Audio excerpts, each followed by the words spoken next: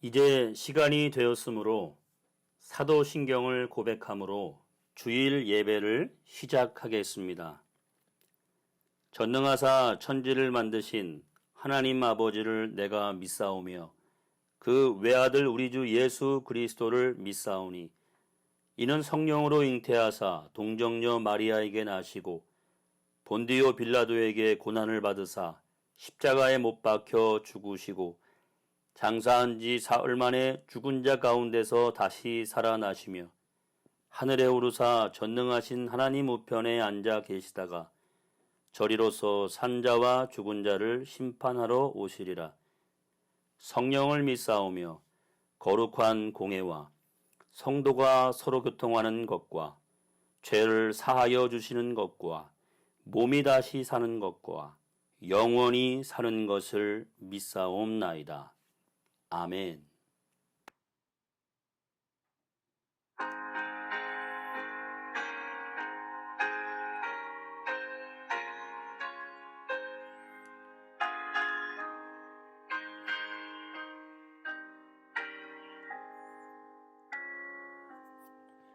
주여 지난 밤 내 꿈에 배었으니 그 꿈이 이루어 주옵소서. 밤같이 내 계시로 보여주사 항상 은혜를 주옵소서. 나의 놀라운 꿈 정령남 있기는 장차 큰 은혜 받을 편이. 나의 놀라운 꿈 정령 이루어져 주님 얼굴을 배우리라. 마음 괴롭고 아파서 낙심될 때 내게 소망을 주셨으며 내가 영광의 주님을 바라보니 앞길 환하게 보이도다. 나의 놀라운 꿈 정령남 있기는 장차 큰 은혜 받을 편이. 나의 놀라운 꿈 정령 이루어져 주님 얼굴을 배우리라. 세상 풍조는 나날이 변하여도 나는 내 믿음 지키리니. 인생 살다가 죽음이 꿈 같으나 오직 내 꿈은 참되리라. 나의 놀라운 꿈 정령남 있기는 장차 큰 은혜 받을 편이. 나의 놀라운 꿈 정령 이루어져 주님 얼굴을 배우리라.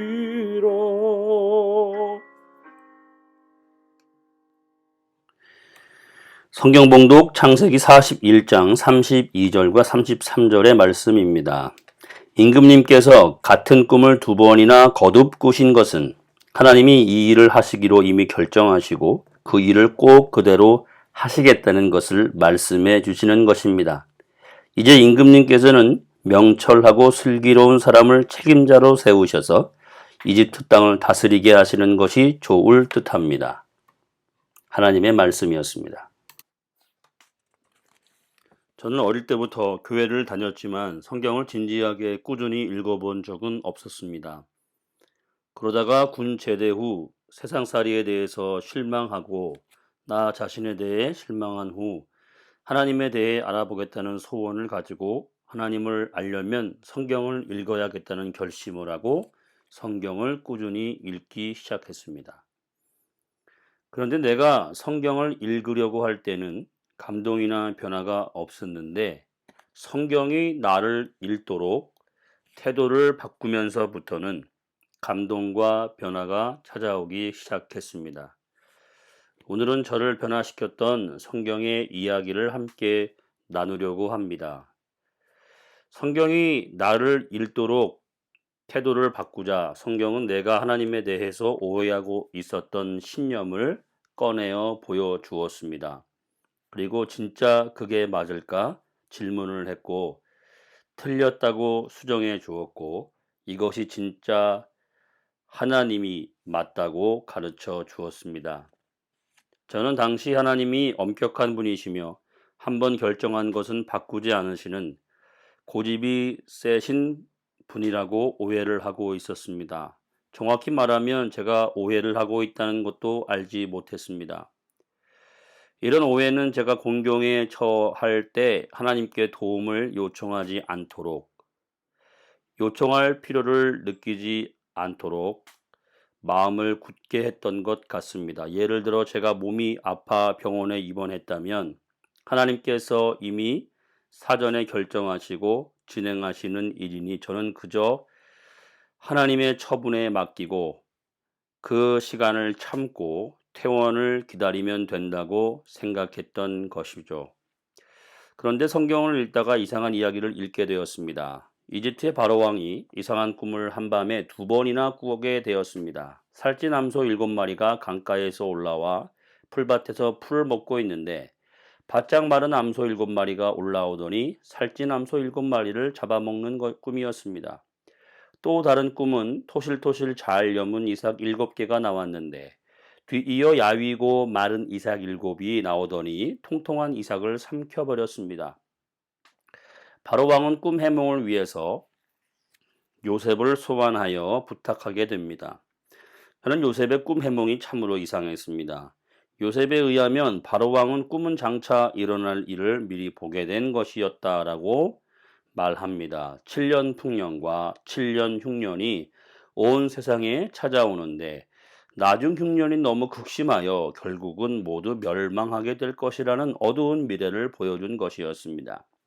그리고 그 미래를 보여주신 분은 바로 하나님이시라는 것이죠. 요셉은 더 나아가 하나님께서 7년 풍년과 7년 흉년을 이미 결정하셨다고 라고까지 말합니다. 창세기 41장 32절을 보면 임금님께서 같은 꿈을 2번이나 거듭 꾸신 것은 하나님이 이 일을 하시기로 이미 결정하시고 그 일을 꼭 그대로 하시겠다는 것을 말씀해 주시는 것입니다. 라고 말했습니다. 저는 요셉이 이렇게까지 말한다면 이제 다음부터는 사람들이 어떻게 해야 하는지 방법을 일러주는 부분에서 포기하라거나 그래도 하나님이 뜻을 돌이키시기를 기다리며 인내하라는 메시지를 전할 것이라고 예상을 했습니다. 왜냐하면 제가 생각했던 하나님은 고집이 센 분이라서 한번 결정하신 것을 바꾸지 아니하시고 강행하신다고 생각하고 있었기 때문입니다. 그런데 요셉이 생각하는 하나님은 저와 달랐습니다. 요셉이 전하는 하나님은 참 따뜻하고 정이 많으신 분이었습니다. 이미 7년 흉년으로 멸망할 수밖에 없는 이미 멸망이 결정될 수밖에 없는 인간들이지만 요셉의 하나님은 왕에게 이 일을 미리 알리시고 풍년 때 흉년을 대비하면 흉년의 큰 피해를 최소화할 수 있다는 것을 알려주시기를 원하시는 분이었습니다. 요셉의 하나님은 따뜻하고 정이 많은 사랑의 하나님이셨습니다. 그래서 요셉은 33절에 이 흉년을 피하는 지혜에 대해서 자신 있게 말할 수 있었던 것입니다. 저는 제가 생각한 하나님이 진짜 하나님일까 고민할 수밖에 없었고 당연히 요셉의 하나님이 진짜 하나님이라고 믿고 요셉의 하나님을 바라보기로 마음을 바꾸었습니다. 지금도 큰 어려움이 찾아올 때 요셉의 하나님을 바라봅니다. 망할 것 같은 상황일지라도 하나님은 큰 사랑으로 이미 그 어려움을 미리 아시고 피할 길을 예비하시고 일러주시는 분이라고 믿기 때문에 사랑의 하나님을 여전히 바라볼 수 있습니다. 사랑하는 여러분, 요셉의 하나님을 바라보시기를 바랍니다. 정이 많고 따뜻한 하나님을 기대하심으로 하나님의 구원을 경험하시는 저와 여러분 되시기를 축복합니다.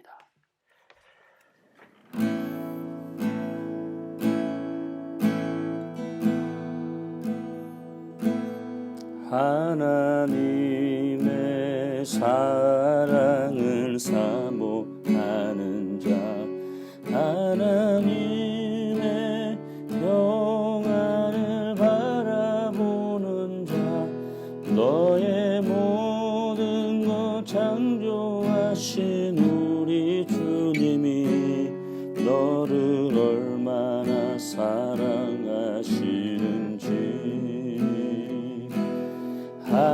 하나님께 찬양과 경배하는 자, 하나님의 선하심을 닮아가는 자, 너의 모든 것 창조하신 우리 주님이 너를 자녀 삼으셨네. 하나님 사랑의 눈으로 너를 어느 때나 바라보시고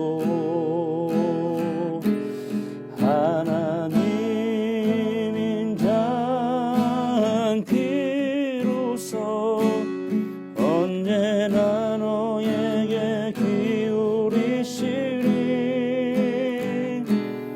어두움에 밝은 빛을 비춰주시고 너의 작은 신음에도 응답하시니 너는 어느 곳에 있든지 주를 향하고 주만 바라보지라.